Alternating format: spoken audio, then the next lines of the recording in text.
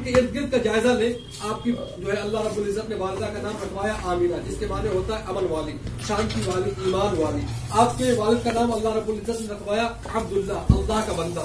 आपके आप देखें, आप जिनकी आगोश में गए, आपकी जो दाइया थी उनका नाम था हलीमा सादिया। सादिया के माने होता नेकबख्त औरत, वो औरत जिसका नसीबा तेज हो। आप हर तरफ देखें, जिस तरफ से आप देखेंगे, जिस एतबार से देखेंगे, हुजूर मुनफरिद नजर आते हैं, हर एतबार से नजर आते हैं। आप जिस खित्ते में पैदा हुए वहाँ पर अल्लाह रब्बुल इज्जत ने इरशाद फरमाया, इन्ना अव्वल बैतिन वुदिअ लिन्नासि लल्लज़ी बबक्कता मुबारकन व हुदल लिल आलमीन।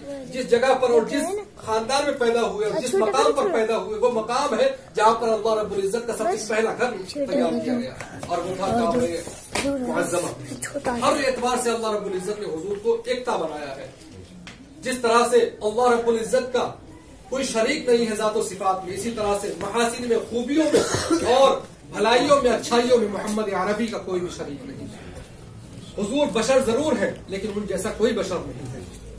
हुजूर रहमतुल्लिल आलमीन है, जाने कायनात है। इस तरह से अगर हम देखें, इल्मी बहस में जाएंगे अगर हम, तो उस एतबार से भी अगर कोई बात करना चाहे तो हम बात कर सकते हैं। हर लिहाज से अल्लाह रब्बुल इज्जत ने हुजूर को मुनफरिद और एकता बनाया है।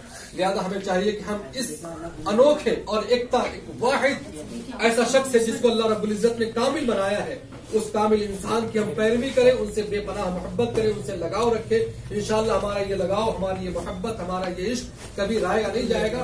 खुद हमारे आका सल्लल्लाहु अलैहि वसल्लम ने इरशाद फरमाया है, अल-मर्उ मअ मन अहब, इंसान का शुमार उसी के साथ होता है जो जिससे मोहब्बत करता है।